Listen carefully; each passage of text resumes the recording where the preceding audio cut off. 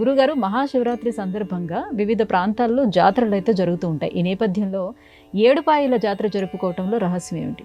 ఏడుపాయల జాతర ఒక అద్భుతమైన పురాణ ఐహిత్యానికి నిదర్శనంగా నిలుస్తుంది. భాగవతంలో పరీక్షిన్ మహారాజు తపస్సు చేసుకుంటున్నటువంటి శమీకుడి మెడలో చచ్చిన పామును వేస్తాడు.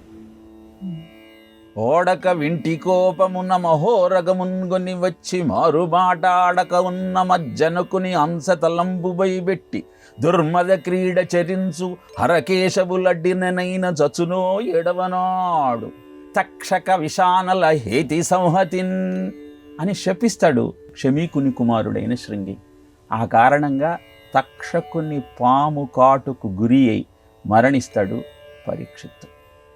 ఈ విషయము ఆయన కొడుకైన జనమేజయుడికి విపరీతమైన ఆగ్రహాన్ని కలిగించి సర్పయాగం ప్రారంభిస్తాడు. ఆ సర్పయాగంలో ఎక్కడెక్కడి పాములు వచ్చి ఆహుతి అయి ప్రాణాలు వదిలేస్తూ ఉంటాయి. కద్రువ యొక్క సంతానం అంతా ఈ విధంగా అగ్నికి ఆహుతవుతున్న నేపథ్యంలో వినత కద్రువ సోదరి గరుత్మంతుడిని ఆదేశిస్తుంది. గరుత్మంతుడు పాతాళానికి వెళ్ళి అక్కడున్న భోగవతిని అంటే గంగాదేవిని భూమండలం మీదకి తీసుకువస్తాడు. ఎందుకు అంటే అలా ప్రాణాలు వదిలిన సర్పాలకు ఉన్నత గతులు దొరకాలి అంటే గంగా నదీ ప్రవాహం ఒక్కటే మార్గం కనుక ఆ భోగవతి నదిని భూమి మీదికి తీసుకువస్తాడు. అది 7 పాయలుగా ప్రవహిస్తూ ఆ క్షేత్రాన్ని పునీతం చేసింది. అక్కడ వెలసిన అమ్మవారి యొక్క దర్శనము అద్భుతాలను ఆవిష్కరిస్తుంది. ఆ 7 పాయల జాతర 3 రోజుల పాటు ఈ శివరాత్రి సందర్భంలో జనరంజకంగా కొనసాగుతుంది.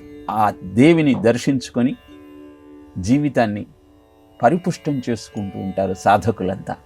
ఆ ప్రవాహంలో స్నానం చేసి ఆ తల్లిని దర్శించి అయ్యగిరి నందిని నందిత మేదిని విశ్వ వినోదిని నందినుతే గిరివర వింధ్య శిరోధిని వాసిని విష్ణు విలాసిని జిష్ణునుతే భగవతి హేషితి కంఠ కుటుంబిని భూరి కుటుంబిని భూరినుతే జయ జయ హే మహిషాసురమర్దిని రమ్యకపర్దిని శైలసుతే అంటూ ఆ వనదుర్గను అర్చించగలిగితే అద్భుతమైన ఆనందం మన సొంతం.